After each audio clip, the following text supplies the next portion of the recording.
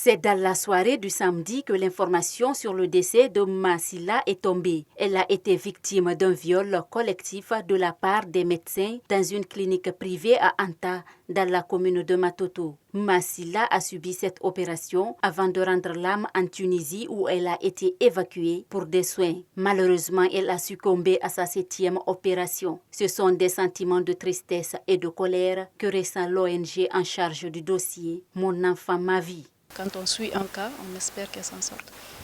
Mais malheureusement, voilà, ça s'est passé comme ça. C'est un sentiment vraiment de profonde tristesse, de colère, parce qu'on se dit que ça n'aurait pas dû se passer comme ça. C'est une personne qui a subi tellement d'injustices et qui aujourd'hui laisse la vie dans cette histoire. Ayant pour but d'attirer l'attention sur ce genre de phénomène, Diarra Diallo fustige le manque de considération à l'égard de ces actes qui, selon elle, n'ont pas leur raison d'être.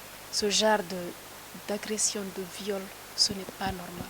Parce que encore malheureusement aujourd'hui, on perçoit ça. Il y a des endroits où c'est minimisé, c'est banalisé. Et malheureusement, Massila, elle en est arrivée là aujourd'hui. Parce que c'est un sujet tabou.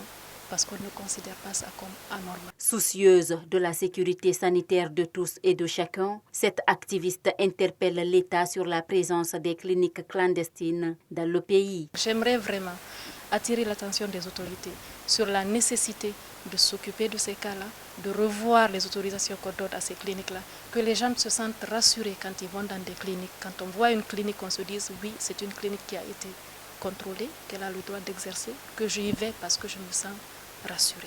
Ça, c'est déjà un premier point. Un deuxième point, on a des structures, comme je vous disais, avec lesquelles on collabore beaucoup. On a l'OPROGEN, on a la brigade de protection. On aimerait que ces structures-là soient équipées.